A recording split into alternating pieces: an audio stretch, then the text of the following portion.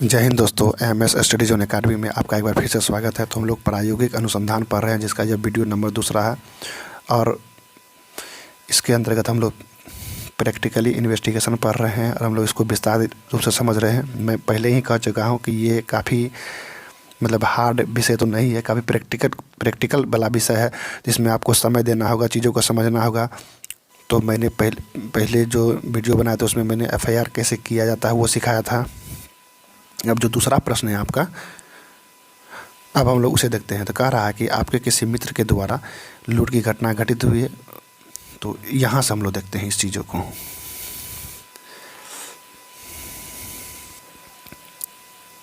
अब देखिए, एक प्रश्न क्या है कि आपके किसी मित्र के साथ लूट की घटना घटित हो गई है। इसको आप थोड़ा सा इमेजिन करके चलिएगा। इमेजिन करके चलिएगा तो आप क्या कीजिएगा, चीज़ों को उतनी ही अच्छी तरीके से आप लिख पाइएगा। मान लीजिए आपके साथ जो रहने वाले कोई मित्र है, उसके साथ क्या हुई, लूट की घटना घटित हो गई। लूट में आपके मित्र से क्या क्या छीना गया है, मोबाइल, सोने का चेन एवं अन्य आवश्यक कागजात को अपराधियों द्वारा भय दिखाकर, याद रखिएगा जो जो की पॉइंट है उसको आप अंडरलाइन कीजिए। भय दिखाकर ले लिया गया। भय दिखाया तो कुछ न कुछ हथियार सटाया होगा उस पर, ठीक है। अपने मित्र के साथ प्राथमिकी का एक प्रारूप तैयार कीजिए, मतलब आवेदन लिखिए और उस आवेदन पर प्राथमिकी होगी। आवेदन लिखने के लिए कह रहा है, लेकिन इस बार आम आदमी को लिखने के लिए कह रहा है। तैयार करें। साथ ही थाना प्रभारी के रूप में उक्त आवेदन पर किन किन धाराओं का प्रयोग करके आप केस कीजिएगा। आवेदन जो लिख के देगा उस पर किन किन धाराओं में केस होगा का उल्लेख करें। साथ ही घटना की प्रविष्टि थाना दैनिकी में किस प्रकार की जाएगी उसका भी उल्लेख करें। तो मैंने पहले ही कहा था कि ये चीज़ें प्रैक्टिकली की चीज़ है, तो मैं आप लोग को एक बता देता हूँ कि करना किस प्रकार से है, ताकि आप लोग एग्ज़ाम में अच्छे से लिख सकें। तो मैंने आपको बताया था कि जैसे ही कोई आवेदन लिखना है तो आवेदन में यही लिखना है। सबसे पहला लाइन, सेवा में थाना प्रभारी, या इसी को हम लोग बोलेंगे थाना अध्यक्ष महोदय, ये लगा सकते हैं। थाना प्रभारी, थाना अध्यक्ष महोदय। उसके बाद मैंने बोला था थाना का नाम देना है, उसके बाद जिला का नाम देना है। उसके बाद तुरंत आपको पहले विषय लिखना है। तो विषय क्या हुआ है, तो यहाँ देखिए, इसके साथ मोबाइल, सोने का चेन एवं आवश्यक कागजात क्या किया गया है, लूट लिया गया है। तो बाइक के साथ ही होगा, यह बाइक पे ही जा रहा था। तो आप विषय में जो भी जना आपको लूट बस दिखाना है। तो हीरो होंडा मोटरसाइकिल से लूटे जाने के संबंध में, हीरो होंडा मोटरसाइकिल से जा रहा था, उसके बाद उसके क्या हुआ, उसके साथ लूट की घटना हुई। या जैसे ऐसे ही लिख सकता है कि कि लूट की घटना हो जाने के संबंध में। उसके बाद आपको महाशय देना है, यही ड्राफ्टिंग है। ड्राफ्टिंग बस याद रखिए, पहले सेवा में, फिर थाना प्रभारी, फिर थाना का नाम, फिर जिला दे दीजिएगा, फिर उसका विषय ज़रूर लिखा कीजिए। उसके बाद महाशय लिखिए। महाशय के बाद मैंने पहले क्या बोला था कि उपर्युक्त विषय, ये जो विषय आप लिखे हैं इसके विषय में कह रहा है कि संबंध में सूचित करना है कि इसको नहीं लिखना, ये चीज़ गलत है। सूचित करना है कि मैंने बोला था कि मैं ज़रूर लिखा जाता है। उसके बाद आप अपना नाम दीजिए, अपना उम्र दीजिए। उसके बाद आप अपना पिता का नाम है तो पिता का नाम दीजिए, आप अपना पेशर, जिसको हम लोग पिता भी बोलते हैं, पिता दीजिए। उसके बाद अपना पता दीजिए, पूरा पता, जिसको हम लोग साकिन भी कहते हैं, पूरा पता दीजिए। पूरा पता तो, लेकिन ये व्यक्ति क्या, सुनिए, state bank of India Gandhi मैदान शाखा में कैशियर के पद पर कार्यरत है। ये जो व्यक्ति है वो कहीं और का निवासी होगा, लेकिन गांधी मैदान शाखा में क्या है, कैशियर है। प्रत्येक दिन की भांति आज दिनांक 20, हम बोले थे ना कि जब ये घटना घटित होती है तो दिनांक और समय लगभग जरूर लिखा जाता है, और आज करके लिखा जाता है। आज घटना हुई, आज लिखा जाएगा। आज आप केस कर रहे हैं तो आज दिनांक 20/5/20 को बैंक का काम करके अपने, उसके बाद कहानी, सिर्फ और सिर्फ कहानी बनाना है। ये ड्राफ्टिंग करने के बाद सिर्फ और सिर्फ क्या करना है, कहानी बनाना है। इस प्रकार से बनाना है कि उस पर FIR हो जाए। काम करके अपना हीरो होंडा मोटरसाइकिल से BR नंबर, जिसका रजिस्ट्रेशन नंबर लिखा हुआ है, शाम में वापस अपने घर लौट रहा था। शाम में वो अपना घर जा रहा था। समझिए कहानी क्या है। एक बार कहानी समझ जाइएगा तो फिर तो याद ही हो जाएगा। घर जा रहा था, समय करीब 7:30 बजे। मैं कॉलेज मगध महिला कॉलेज के मोड़ के पास पहुंचा। सड़क पर स्पीड ब्रेकर था तो मेरी मोटरसाइकिल धीमी थी। तभी एक व्यक्ति ने, कैशियर साहब रुकिए, रुकेंगे, एक आवश्यक काम है, कोई व्यक्ति आवाज़ लगाया, कहकर आवाज़ दी। मैंने अपना मोटरसाइकिल रोककर इधर उधर देखा। तभी 2 व्यक्ति अंधेरे में हमारे पास आए और आते ही उनमें से एक ने मेरे बाएं कनपट्टी पर पिस्तौल सटा दिया। कहानी याद हो जाएगा एक बार में। और धीरे से मारा, पिस्टल के बट से मारा होगा। फिर मोटरसाइकिल से उतरने को कहा। मैं मोटरसाइकिल को छोड़कर उतर गया। तो दूसरे व्यक्ति ने मेरा मोबाइल, सोने का चेन एवं आवश्यक कागजात सब ले लिया और मोटरसाइकिल को पुनः स्टार्ट किया और पिस्टल भिड़ाने वाला व्यक्ति मुझे हल्ला तथा विरोध करने पर जान मारने की धमकी देता मोटरसाइकिल सहित भाग गए। आने जाने वाले मोटर के हेडलाइट में उन दोनों का चेहरा देखा हूँ। अब देखिए ये क्या किया है कि जब वहाँ खड़ा था और आने जाने वाला जो बाइक था उनका जो हेडलाइट का जो रोशनी पड़ रहा चेहरा पर वो व्यक्ति को देखा है तो उसका कद काठी बताएगा। वह व्यक्ति जो पिस्टल लिए हुए थे, काला रंग का हाफ बाह का गंजी पहना हुआ था, काला रंग का फुल पैंट पहने हुए था। आपको जो भी लिखना है लिख सकते हैं। उस व्यक्ति की लंबाई करीब 5.5 फीट होगी, रंग गोरा था, मूछें नहीं थी, साधारण बनावट था। दूसरा व्यक्ति नाटे कद का था, मजबूत बदन का था, काले रंग का था, उसके बाल घुंघराले थे, उसने काला रंग का पैंट और शर्ट पहन रखा था। लूटे हुए सामान का विवरण ऊपर दिया हूँ तथा मोटरसाइकिल नंबर इतना, जिनका इंजन नंबर इतना, 30 नंबर इतना है। मोटरसाइकिल लाल रंग का है। मैं लुटेरे को पुनः देखकर पहचान सकता हूँ। लूटे हुए मोटरसाइकिल की कीमत लगभग इतना रुपए एवं अन्य सामान की कीमत लगभग 50,000 रुपये है। अतः श्रीमान लास्ट में यही ड्राफ्टिंग बनाना है आपको, एक पारा चेंज करके। अतः श्रीमान से निवेदन है कि मेरा लूटा हुआ मोटरसाइकिल बरामद करने की दिशा में आवश्यक कार्रवाई की जाए। उसके बाद आपका विश्वासी लिख के आपका नाम, पता, ये सब सारी चीज़ें लिखनी है। तो ये आप लोग समझ जाइए कि आप लोग को यही ड्राफ्टिंग, देखिए आप लोग को फोकस कितना चीज़ पर करना, इस चीज़ पर फोकस करना है। मैं एक बार फिर से बताता हूँ। पहले आपको लिखना है सेवा में, उसके बाद आपको लिखना है थाना अध्यक्ष महोदय, समझिए चीज़ों को, थाना अध्यक्ष महोदय। उसके बाद थाना का नाम लीजिए। मान लीजिए आपका NTPC थाना है तो NTPC थाना दे लीजिए यहाँ। उसके बाद जिला का नाम दीजिए, जिला पटना है तो पटना दीजिए। उसके बाद कुछ नहीं, विषय दीजिए। तो विषय में लूट हुआ है तो लिखिए लूट के संबंध में। उसके बाद तुरंत महाशय दिया कीजिए। तो ये ड्राफ्टिंग आप 4-5 बार कलम से लिखिएगा, आप लोग को याद हो जाएगा। महाशय देने के बाद आप एक लाइन छोड़ के यहाँ से कोमा देना है। यहाँ देखिए महाशय लिखने के बाद आपको यहाँ पर एक कोमा देना है। फिर उसके बाद लिखना है निवेदन पूर्वक कहना है कि मैं दे के फिर अपना आप नाम दीजिए। समझिए, नाम के बाद आप अपना उम्र दीजिए। उम्र के बाद अपना पिता का नाम, जिसको हम लोग पेशर भी बोलते हैं, यहाँ पिता पे लिख देता हूँ। पिता का नाम दीजिए। पिता के नाम के बाद उसके बाद पता दीजिए, जिसको पता का हम लोग साकिन बोलते हैं पुलिस की भाषा में, या ऐसे लिखते हैं साकिन। उसके बाद पूरा पता दीजिए। पता देने के बाद यहाँ लिखिए अस्थाई निवासी हूँ, वहाँ का अस्थाई निवासी हूँ। फिर आप किस पद पर कार्यरत है, क्या कर रहे थे, नहीं कर रहे थे। उसके बाद यहाँ आप सबसे पहले लिखना है कि आज दिनांक, आपको दिनांक जरूर देना है, दिनांक दे दीजिए। उसके बाद जिस समय घटना घटित हुई तो लिखिए समय करीब लगभग जरूर दीजिएगा, क्योंकि आपको एग्जैक्ट नहीं पता है। तो फिर समय यहाँ दे दीजिए, और एग्जैक्ट पता होगा तो लिखिए समय करीब इतना बजे। उसके बाद आपको सिर्फ कहानी बनानी है आपको। इसके बाद बीच में क्या बनानी है, कहानी बनानी है कि आपके साथ जो घटना घटित हुई है। लास्ट में फिर आपको यही लिखना है, अतः श्रीमान से निवेदन है कि लूटा हुआ मोटरसाइकिल बरामद करने की कृपा कीजिए, आवश्यक कानूनी कर पाए। उसके बाद आपका विश्वास लिख के ये सारी चीज़ें लिख देनी है। केस कैसे रजिस्टर होता है यहाँ आप लोग फिर देख लीजिए। ऐसे इसको 2-3 बार आप लोग लिखिएगा, ऑटोमेटिक याद। रजिस्टर्ड मतलब रजिस्टर्ड हो गया। ये आवेदन, देखिए ये आवेदन है। इस आवेदन पर जैसे ही ये चीज़ें लिखी जाती है उसको बोलते हैं प्राथमिकी। तो रजिस्टर एट कोतवाली, ये कोतवाली थाना का केस है। कोतवाली PS मतलब police station, case number 18/20। DT मतलब डेट डाल देना है। पहले आप रजिस्टर करना है, थाना का नाम देना है, केस नंबर देना है, फिर उसके बाद डेट देना है। ये नहीं लिखना है, ये लिखना है अंडर सेक्शन 394 लूट की घटना हुई और 2 व्यक्ति थे, इसीलिए 34 लगा हुआ। IPC भादवी अंग्रेजी में कर रहे हैं तो IPC लिखिए, IPC एंड 27 आर्म्स एक्ट, क्योंकि हथियार दिखाकर उसको डराया धमकाया गया, तो 25 आर्म्स हथियार दिखाकर डराया धमकाया गया, इसलिए क्या लिखा है 25 आर्म्स एक्ट। तो ऐसे लिखना है, register at Kotwali PS case number 18/20 date 20/5/2020 under section 394 34 IPC and 27 arms act, यही लिखना है। इसी प्रकार से इसमें एक लाइन और जोड़ा जाएगा, 25 आर्म्स एक्ट। उसके बाद लिखना होगा कि SI मनोज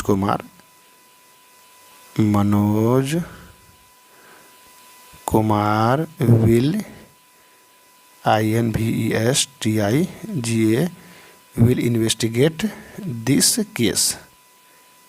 इसको आप लोग 5 बार लिखिए, आप लोग ऑटोमेटिक याद होगा। उसके बाद जो थाना प्रभारी होंगे अपना साइन करेंगे जिस डेट में 20/5/20 हो गया, साइन कर दिए। तो यही इसी तरह से केस रजिस्टर होता है। इसको आप लोग 2 से 4 बार लिखेगा, आप लोग को ऑटोमेटिक चीज़ें यादें हो जाएगी। तो ये याद रखिएगा, ये प्रश्न जरूर आएगा आपको, आवेदन लिखने तो जरूर आएगा ही आएगा। तो यही ड्राफ्टिंग है। इसी प्रकार से आप प्रश्नों को लिख कर आप क्या कर सकते हैं, अच्छे मार्क्स उठा सकते हैं। अब अगले प्रश्न हम लोग देखते हैं। 3 नंबर का जो प्रश्न है ये चार्जशीट करने के लिए कह रहा है। ये बहुत बड़ा ड्राफ्टिंग का पेपर है। इसको मैं लास्ट में आप लोग को समझाऊंगा, क्योंकि इसको समझना अभी आप लोग के लिए थोड़ा सा मुश्किल है। तो पहले मैं ये समझाता हूँ, 4 नंबर प्रश्न को समझाता हूँ। मैं उसको समझाऊंगा, लेकिन पहले मैं 4 नंबर प्रश्न को समझा देता हूँ कि आपके थाना क्षेत्र में एक 14 वर्षीय बालिका के साथ बलात्कारी घटना घटित हो गई है। गाँव के ही 2 लोग के द्वारा कारित किया गया। पीड़िता आपके थाने पर, मतलब आप प्रभारी है, आपके थाने पर माँ के साथ उपस्थित हुई। दोनों अनपढ़ है, याद रखिएगा। दोनों के मैंने बोला ना, की पॉइंट को आप अंडरलाइन करके रखिएगा, फिर आप अच्छा आवेदन लिख पाइएगा।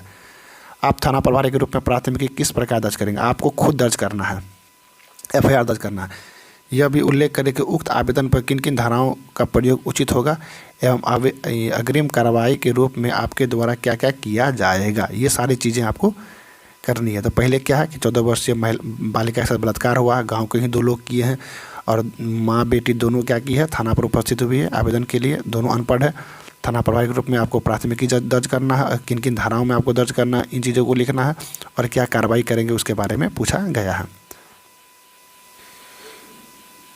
तो आवेदन किस प्रकार से लिखा जाएगा किसी के द्वारा? देखिए, मान लीजिए कोई व्यक्ति उसका हेल्प करते हुए आवेदन लिख दिया, तो कैसा लिखना? वही सेवा में थाना प्रभारी या थाना अध्यक्ष महोदय, थाना का नाम देना है, उसके बाद जिला देना है, जिला जो भी हो, पटना है तो पटना देना है, समस्तीपुर देना है, सुपौल है तो सुपौल देना है, जो भी आपका जिला है उसको दे देना है। विषय जरूर लिखना है, आपको बताया गया है।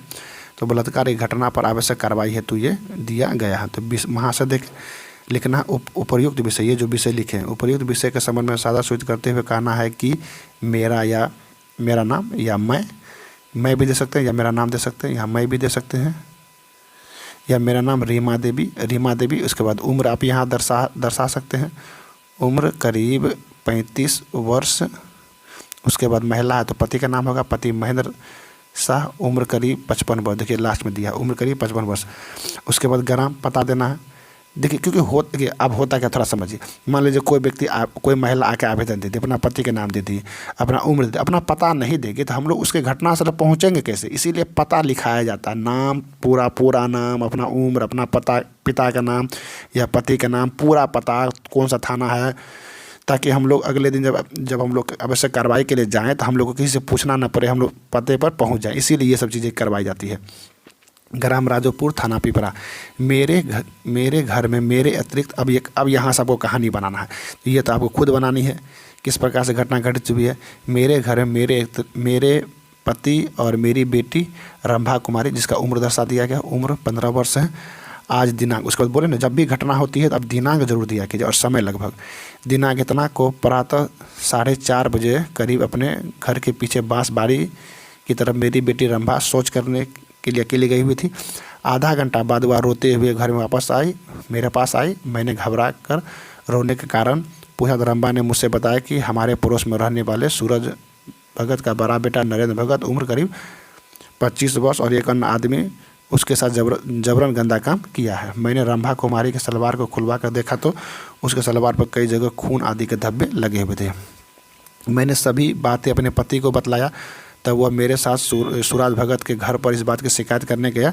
तो उस समय उसका बेटा नरेंद्र भगत भी वहाँ पर था और मेरी आवाज़ सुनकर उसकी पत्नी नगीना देवी भी घर से बाहर निकली और मेरी शिकायत सुनकर सूरज भगत और उसकी पत्नी जोर जोर से चिल्ला गाली देना शुरू कर दी। हल्ला सुनकर अगल लोग भी वहाँ पहुँच गए। हमारे पड़ोसी कामेश्वर राय, पिता जीगन राय, काशी महतो, सूर्यवन महतो, कुछ लोग मिलकर हमें वहाँ से हटाकर घर लेकर चले आए। उसके बाद हो गया, सारा मैटर ख़त्म हो गया, गाली गलौज भी हो गई, घटना भी हो गई। अतः श्रीमान से निवेदन है कि मेरी बेटी रंभा कुमारी के साथ किया गया बलात्कार के संबंध में आवश्यक कार्रवाई किया जाए। उसके बाद आपका विश्वास है, महिला और दोनों महिला अनपढ़ है, तो यहाँ अंगूठे का निशान लगा लेना है आपको। फिर अंगूठे का निशान लगाने के बाद अगर महिला है तो लिखा जाता है RTI, मतलब लेफ्ट थंब इम्प्रेशन, और पुरुष रहेगा तो लिखना है LTI, रंभा देवी पति के नाम, फिर पूरा पता, देखिए पूरा पता लिखा हुआ है ना, तब ना आप घटनास्थल पहुंचिएगा, पूरा पता। उसके बाद रजिस्टर करना है, वही register as Pipra Motihari PS में पुलिस स्टेशन, केस नंबर इतना, डेट इतना, इस ये नहीं लिखना। अंडर सेक्शन 376 बलात्कार हुआ और 2 लोग किए हैं तो 34 IPC। उसके बाद आपको जिसको केस देना है तो SI Manoj Ram MANOJ Manoj Ram will INVESTI will investigate this case. तो हो गया। इसी तरह से आवेदन लिखना है, इसी प्रकार से आपको रजिस्टर करना है, केस रजिस्टर करना है। तो उम्मीद है कि अब आप लोग केस कैसे किया जाता है, कैसे रजिस्टर किया जाता है, ये आप लोग समझ गए। आवेदन कैसे लिखा जाता है, क्या ड्राफ्टिंग होगी उसकी, ये आप लोग समझ गए हैं। बीच में कहानी आपको बनाना ही है, कोई घटना दिखाना ही आपको, तो वो आपको खुद करना होगा, क्योंकि बहुत सारी घटनाएं किस प्रकार के प्रश्न पूछा जाएगा ये आप लोग भी नहीं जानते हैं। तो ड्राफ्टिंग आप लोग को बस सीखना है, और इसको 2-3 बार आप लोग लिखिएगा। Register as Pipra PS, case number इतना, DT में डेट दिनांक हो जाता है, अंडर सेक्शन में किस धारा का दिन 376, IPC लिखना है आपको, यहाँ बाद भी नहीं IPC लिखे, कोई अंग्रेजी में लिख रहे हैं तो अंग्रेजी लिखिए IPC लिखा हुआ SI। उसके बाद जो जिस पदाधिकारी को आप केस दे रहे हैं उसका नाम लिखिए SI Manoj Ram will investigate this case. तो यही हो जाता है। अब अगला जो प्रश्न है वो है कि 5 नंबर के, आपके थाना क्षेत्र में काल्पनिक छबीलापुर, काल्पनिक है छबीलापुर थाना, कांड संख्या 2/17, दिनांक इतना, धारा 379 चोरी है और 34 मतलब 2 या 2 से अधिक लोग हैं, भादवी के अंतर्गत अज्ञात के विरुद्ध दर्ज है। मतलब आपके थाना क्षेत्र में मान लीजिए, हमेशा प्रैक्टिकली ऐसा समझिए कि मान लीजिए आपके थाना क्षेत्र में ये घटना घटित हुई और उसको महसूस कीजिए, फिर आप अच्छे से इन्वेस्टिगेशन कर सकेंगे, अच्छे से आप किसी भी चीज़ को ड्राफ्टिंग कर सकेंगे। मान लीजिए आपका थाना क्षेत्र का केस नंबर 2/17 है, इतना तारीख को हुआ था और चोरी के केस हुई थी और अज्ञात के विरुद्ध, लोगों का नाम नहीं पता है। चोरी का एक ट्रैक्टर जिसका मिलान प्राथमिकी में उल्लेखित ट्रैक्टर से हूबहू मेल खाता है, आपने केस किया था और वो ट्रैक्टर कहीं पर बरामद हो गया है, हूबहू इंजन नंबर मेल खाता, इंजन नंबर, चीज नंबर, 2 अपराधियों के साथ बरामद हो गया है। आप बरामद चोरी का ट्रैक्टर का जब्ती सूची और गिरफ्तारी ज्ञापन किस प्रकार से बनाएंगे, ये बात आपसे पूछ रहा है। तो मैं इसे अच्छे तरीके से समझाने का प्रयास आप लोग को करता हूँ, तो समझिए चीज़ों को। तो जब्ती सूची कैसे बनाई जाती है, यहाँ पर मैंने एक जब्ती सूची बना कर रखा है, उसके बाद गिरफ्तारी ज्ञापन भी बना कर रखा है। तो आप लोग इसको कैसे आसान शब्दों में बना पाइएगा, आसान भाषा में बना पाइएगा, मैं उसका एक ट्रिक बताता हूँ। देखिए, प्रश्न कोई और है लेकिन मैंने जब्ती सूची किसी और का बनाया है, लेकिन मैं आप लोग को इस प्रकार से समझा दूंगा कि आप लोग किसी भी चीज़ का जब्ती सूची बना लीजिएगा। तो जब्ती सूची में सबसे पहले आपको ये देखना है कि ये जो जब्ती सूची है, किसी भी चीज़ का जब्ती सूची कैसे बनाते हैं। तो सबसे पहले तो आप लोग ये देखिए कि कुल कितने कॉलम है। एक प्रसंग हो जाता है, एक तिथि समय होता है, एक जब्ती का स्थान हो जाता है, एक गवाहों का नाम हो जाता है, उसके बाद जब्त सामान का विवरण हो जाता है, उसके बाद गवाहों का हस्ताक्षर हो जाता है, उसके बाद पुलिस पदाधिकारी का हस्ताक्षर, मतलब टोटल 6 कॉलम है। तो सबसे पहले तो आपको यही याद रखना है कि जब्ती सूची में कुल कितने कॉलम है, तो 6 कॉलम है। और आप लोग जब्ती सूची जब बनाइएगा तो ये जरूर लिखिएगा, आरक्षी हस्तक प्रपत्र संख्या, प्रपत्र संख्या तो कितना है ये, आरक्षी हस्तक प्रपत्र संख्या 31। तो ये जरूर लिखिएगा, आरक्षी हस्तक प्रपत्र संख्या कितना है, 31 है। और अनुसूची, पुलिस का अनुसूची कितना है, 47, और प्रपत्र संख्या कितना है, 21 है। ये जरूर लिखा कीजिएगा, याद कर लीजिए, आप लोग याद करने की ही चीज़ है। उसके बाद जब्ती सूची में कुल कितने कॉलम होते हैं, तो 6 कॉलम होते हैं। तो पहला जो कॉलम होता है वो था प्रसंग। देखिए, कोई भी फॉर्म भरिएगा ना, उसमें आपको ये प्रसंग जरूर रहेगा, चाहे आप गिरफ्तारी वाला भरिए, चाहे आप जब्ती सूची भरिए, कुछ भी किया जाता है उसमें ये प्रसंग जरूर दिया जाता है। अब प्रसंग का क्या मतलब होता है, थोड़ा मैं यहाँ पर लिखा हूँ, आप लोग समझिए। प्रसंग क्यों लिखा जाता है, देखिए, विषय वस्तु या कथन जिसकी व्याख्या करनी है, मतलब किसी भी चीज़ अगर हमको व्याख्या करनी है तो उसका संबंध किससे है, वो क्यों है और कब कहाँ गया है, इन प्रश्नों का उत्तर प्रसंग में ही कहा जाता है। वस्तुतः विषय को स्पष्ट क्लियर करने के लिए ही प्रसंग बताया जाता है। प्रसंग न पता रहने पर किसी के कथन को नहीं समझा जा सकता, इसीलिए हम लोग प्रसंग लिखते हैं। अब धीरे धीरे आप लोग को सारा चीज़ समझ में आ जाएगा। देखिए, जब्ती सूची में कुल कितने कॉलम है, 6 कॉलम है। आप लोग ये जरूर रखिएगा, आरक्षी हस्तक प्रपत्र संख्या 31 में भरा जाता है यह। और ये जो पुलिस का प्रपत्र संख्या कितना है, अनुच्छेद 47, और प्रपत्र संख्या 121 है। तो देखिए, प्रसंग में क्या है, तो अब देखिए यहाँ पे जो कहानी थी कुछ अलग थी, ट्रैक्टर वगैरह पकड़ाया गया था, लेकिन मैं जब से कुछ और बनाया हूँ। तो आप लोग बस समझिए, आप समझ जाइएगा तो चीज़ों को भर लीजिएगा। तो सबसे पहले आप लोग को थाना का नाम यहाँ देना है कि नालंदा थाना कांड संख्या। सबसे पहले कांड संख्या दे दीजिए कि किस कांड में आप जब्ती सूची बना रहे हैं। मान लीजिए आपके थाना क्षेत्र में कोई कांड हुआ होगा तब तो आप जब्ती सूची बना रहे हैं। आपके थाना क्षेत्र में कोई कांड अगर हुआ ही नहीं है, कोई घटना घटी ही नहीं हुई है, तो आप किस चीज़ का जब्ती सूची बनाइएगा। तो सबसे पहले आपको थाना का नाम, उसके बाद कांड संख्या दीजिए और वो कांड किस तारीख को घटित हुई थी उसको दीजिए, और किस धारा के अधीन घटित हुई थी। 379 भादवी मतलब IPC। तो समझिए चीज़ों को, प्रसंग का मतलब होता है, समझिए चीज़ों को, प्रसंग मतलब होता है कि किस चीज़ से संबंधित वो चीज़ें हैं। तो नालंदा थाना कांड संख्या 125/24 केस नंबर है, किस तारीख को केस हुआ 10/1/24 को, धारा क्या 379 चोरी का केस है।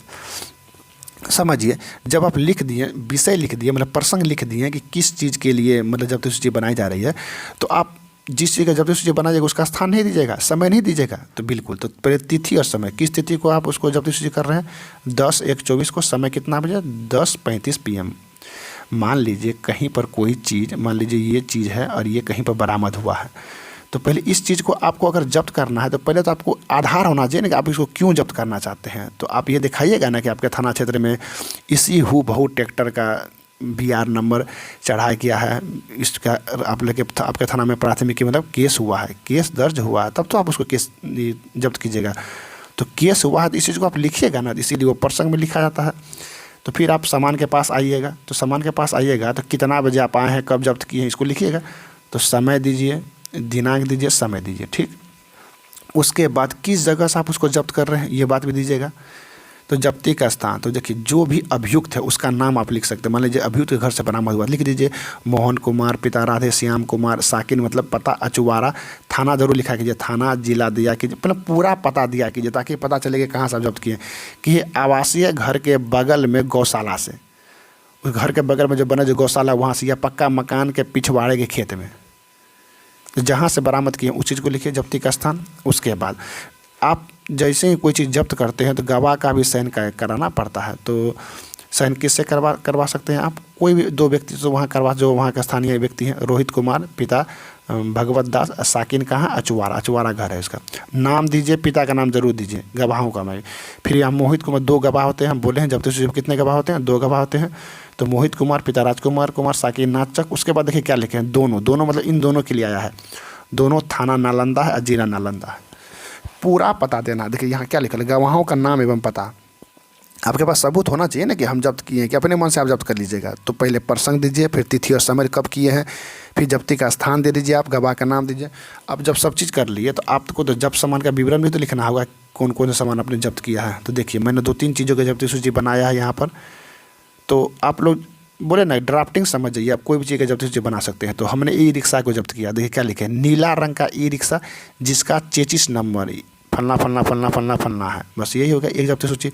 अब मान लीजिए एक ट्रैक्टर को हम कर रहे हैं, तो देखिए क्या लिखे, एक ट्रैक्टर जिसका BR मतलब रजिस्ट्रेशन नंबर इतना है, इंजन नंबर इतना है, चेचिस नंबर इतना है, यही जब्त किया है।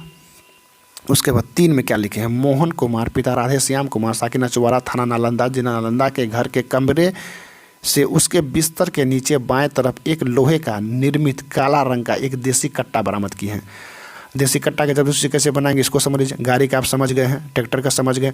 ट्रैक्टर का जब्ती सूची बनाएंगे तो उसमें क्या लिखेंगे, registration number, engine number, chassis number, यही लिखेंगे गाड़ी का बनाएंगे तो। लेकिन अगर देसी कट्टा वगैरह का बनाते हैं तो क्या लिखेंगे, कट्टा कहाँ से पहले बरामद हुआ है। तो मोहन कुमार के घर से बरामद हुआ है, पिता राधे श्याम, साकिन अचुवारा, थाना जरूर देना है, जिला जरूर देना है।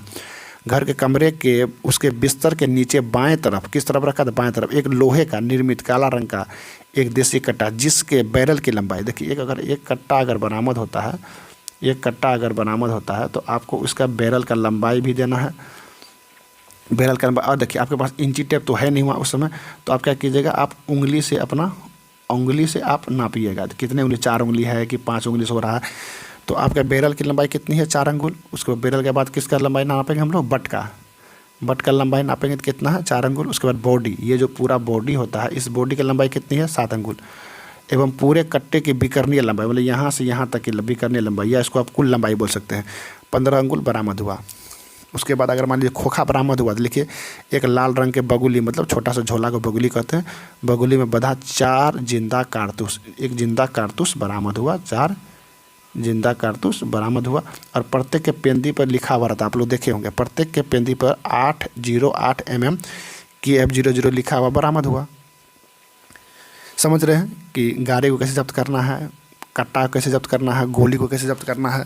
उसके बाद मान लीजिए आप किसी मोबाइल को जब्त कर रहे हैं, तो मोबाइल कैसा लिखिएगा, उसका रंग लिखिए। एक सिल्वर कलर का Realme 5 Pro एक मोबाइल है जिसका मॉडल नंबर आप देख सकते हैं, अगर मॉडल नंबर पता कर सकते हैं आप तो मोबाइल में जाकर सेटिंग में देख सकते हैं। उसके बाद IMI नंबर उसका लिखा कीजिए, क्योंकि आई नंबर भी चेंज नहीं होता, बरामद हुआ। तो जैसे ही ये चीज़ें बरामद हुई तो जब सामान का विवरण इस प्रकार से लिखना है। उसके बाद क्या करना है, जो गवाह का आप यहाँ पर नाम पता लिखे उस गवाह के यहाँ हस्ताक्षर करवा लीजिए। हस्ताक्षर करवाने के बाद आप अपना हस्ताक्षर कीजिए, पुलिस पदाधिकारी का हस्ताक्षर कीजिए, डेट दीजिए, अपना रैंक दीजिए। देखिए हस्ताक्षर कैसे किए, तो पहले अपना नाम देना है, नाम के बाद आपको अपना दिनांक देना है, दिनांक के बाद आपको अपना पद देना है, पद के बाद आपको अपना थाना देना है, थाना के बाद अपना जिला का नाम देना है, इसी प्रकार से। उसके बाद यहाँ देखिए यहाँ क्या लिखा हुआ, एक प्रति पाया, ये लिखा के उसके बाद जिस व्यक्ति के घर से आप तलाशी की, जिस व्यक्ति के घर से आप किसी सामान को जब्त किए हैं उसका सिग्नेचर करा लेना है। अजय कुमार के घर से लिए थे तो अजय कुमार जिसके घर से लिए हैं उसका सिग्नेचर करा लेना है। बस यही बात ध्यान में रखना है आपको, ये लिखना एक प्रति पाया पे सिग्नेचर करा लेना। तो आपकी किताब में जो जब्ती सूची दी गई है वो अलग ढंग से दी गई है, उससे आप लोग याद कीजिएगा, नहीं याद हो पाएगा। तो यही तरीका है। तो जब्ती सूची में कुल 6 कॉलम है, 6 कॉलम प्रसंग, तिथि, समय, जब्ती का स्थान, गवाहों का नाम पता, जब सामान का विवरण, गवाह का हस्ताक्षर, पुलिस पदाधिकारी का हस्ताक्षर। बस इतना ही चीज़ याद रखना है, बाकी आप सब चीज़ खुद भर लीजिएगा। आपको मैंने समझा दिया है किस चीज़ में क्या क्या चीज़ें भरी जाती है, किन चीज़ों का ख्याल रखा जाता है। तो मान लीजिए आपने ट्रैक्टर पकड़ लिया, जो चीज़ पकड़ने थे पकड़ लिया, आप उसको क्या कीजिएगा, एक बात और यह ध्यान रखिएगा आप लोग कि पहले जब्ती सूची बनेगी फिर गिरफ्तारी ज्ञापन बनेगा, क्योंकि जब तक किसी के घर से आप अवैध चीज़ बरामद नहीं कीजिएगा उसको कैसे गिरफ्तार कीजिएगा। तो देखिए समय में अंतर होगा। यहाँ देखिए 10:35 बजे क्या किया हम लोग, जब्ती सूची बनाए। अब देखिए गिरफ्तारी ज्ञापन में हम लोग चलेंगे। हम देखिए तो गिरफ्तारी ज्ञापन का भी आरक्षित प्रवर्ष 31 का अ है, जब्ती का 31 है और गिरफ्तारी का अ है। अनुसूची 47 रहेगा पुलिस वाला, लेकिन पर्पस संख्या कितना है, 159 है। प्रसंग मतलब समझा ही दिया है किस चीज़ से संबंधित चीज़ों में आप गिरफ्तार कर। आप किसी को ऐसे तो गिरफ्तार नहीं कर सकते जब तक आपके थाना क्षेत्र में कोई कांड अंकित नहीं होगा और किस तारीख को हुआ, कौन धारा में हुआ, जब तक ये चीज़ें नहीं बताइएगा आप कैसे गिरफ्तार कर लीजिए किसी को। तो वही लिखे है, नालंदा थाना कांड संख्या 125/24, दिनांक इस तारीख को हुआ है और धारा 379। तो पहले हम लोग गिरफ्तारी ज्ञापन में हम लोग देख लेते कुल कितने कॉलम है। तो प्रसंग है, गिरफ्तारी की तिथि, समय है, गिरफ्तारी का स्थान है, 3, 4, 5, 6, 7, 8, 9, कुल 9 कॉलम है गिरफ्तारी में। याद रखिएगा कुल कितने कॉलम है, 9 कॉलम है। तो प्रसंग समझ गए आप लोग। उसके बाद गिरफ्तारी की तिथि, समय देख लीजिए, दोनों में सेम चीज़ आया है। जब्ती में भी तिथि है, समय है और स्थान है, ये 3 चीज़ें देखिए रिलेटेड है। प्रसंग तो सब में होगा ही, इसको तो भूलिए ही मत। प्रसंग बस वही लिखना, थाना का नाम देना है, कांड संख्या लिखना है, क्योंकि गिरफ्तार जो आप कर रहे हैं तो किसी न किसी कांड में ही कीजिएगा ना। तो कांड संख्या लिखना होगा आपको, दिनांक लिखना होगा, धारा लिखना होगा। अब देखिए यहाँ गिरफ्तार कितना बजे की है, 11 बजे, लेकिन जब्ती सूची कितना बजे बनाए थे, देखिए जब्ती सूची 10:35 में, क्योंकि आधा घंटा तो आपको सामान को लाने में, उसका जब्ती सूची बनाने में, सिग्नेचर वगैरह कराने में समय तो लगेगा। तो आधा घंटा का समय आप कम से कम रख सकते हैं। ये नहीं कि 5 मिनट में आप इतना चीज़ नहीं लिख पाइएगा और ना ही सामान को मिला पाइएगा, उसका IMI नंबर या फिर गाड़ी के चीज़ नंबर, इंजन नंबर देखने में समय लगेगा ना आपको। तो आधा घंटा का समय आपको रखना है, लेकिन पहले जब्ती सूची फिर गिरफ्तारी ज्ञापन।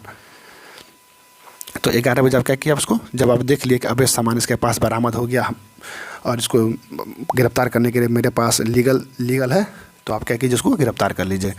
तो गिरफ्तार कीजिएगा तो स्थान दीजिएगा ना, तो अचुवारा स्थित मोहन कुमार के घर से, जहाँ से आपको उसको गिरफ्तार करना है वो लिख लीजिए। गिरफ्तार व्यक्ति का नाम एवं पता, नाम लिखिए मोहन कुमार। और एक बात, हाँ, जब भी आप किसी व्यक्ति को गिरफ्तार करते हैं उसका उम्र जरूर लिखा कीजिए, ये बहुत इंपॉर्टेंट है, क्योंकि नाबालिग रहेगा तो नाबालिग को आप गिरफ्तार नहीं कर सकते, उसको SBR रिपोर्ट बनता है, जो मैं आपको बाद में बताऊँगा। इसीलिए गिरफ्तारी ज्ञापन में उम्र देना नेसेसरी है। तो उम्र दीजिए। फिर उसके बाद पिता का नाम पेशर, जिसको पिता बोलते हैं, पेशर राधे श्याम कुमार, साकिन मतलब पता हो गया, अचुवारा, थाना नालंदा, जिला नालंदा। तो गिरफ्तार व्यक्ति का नाम और पता लिख लिया। उसके बाद गवाह लिखिए जिसके सामने आपने उसको गिरफ्तार किया। तो रोहित कुमार पिता भगवान दास, साकिन अचुवारा, या मोहित कुमार पिता राधव कुमार, साकिन नाचक, दोनों कहाँ है, दोनों का थाना कहाँ, नालंदा है, जिला क्या, नालंदा। या आप इसको यहाँ भी लिख सकते थे अलग अलग करके, थाना अगर इसका अलग है तो अलग लिखिए, इसका थाना अलग है तो अलग लिखिए, दोनों का जिला अलग है, जिला भी अलग लिखिए। फिर दोनों व्यक्ति साइन करवा लीजिए एक दो पे। उसके बाद गिरफ्तार जो जिस व्यक्ति गिरफ्तार किए उसका हस्ताक्षर यहाँ करवाइए। तो मोहन को गिरफ्तार किया तो मोहन लिख दीजिए। फिर आप उसको गिरफ्तार किए तो उसके सर पर या किसी जगह कोई निशान वगैरह था, नहीं है तो इसको कटिंग कर दीजिए। गिरफ्तारी की सूचना किसे दी गई है, तो मोहन कुमार के पिता राधे। आप किसी भी व्यक्ति को गिरफ्तार करते हैं तो गिरफ्तारी की सूचना किसी न किसी को देना रहता है, आप लोग पढ़े होंगे। उसके बाद पुलिस पदाधिकारी का हस्ताक्षर, अपना हस्ताक्षर कीजिए, डेट दीजिए, अपना पद दीजिए, उसके बाद थाना का नाम दीजिए, उसके बाद जिला दीजिए। तो यही 9 चीज़ें हैं। तो गिरफ्तारी ज्ञापन ऐसे ही बनाइए। आपका जो सिलेबस में दिया हुआ अलग तलग से उसको मत देखिए आप लोग, यही 9 कॉलम याद कीजिए। इसी तरीक़े से गिरफ्तारी ज्ञापन बनाइए, आपको 100% फुल मार्क्स मिलेंगे। तो आज के वीडियो को यहीं समाप्त करते हैं, मिलते हैं अगले वीडियो में। तब तक के लिए धन्यवाद। जय हिंद, जय भारत।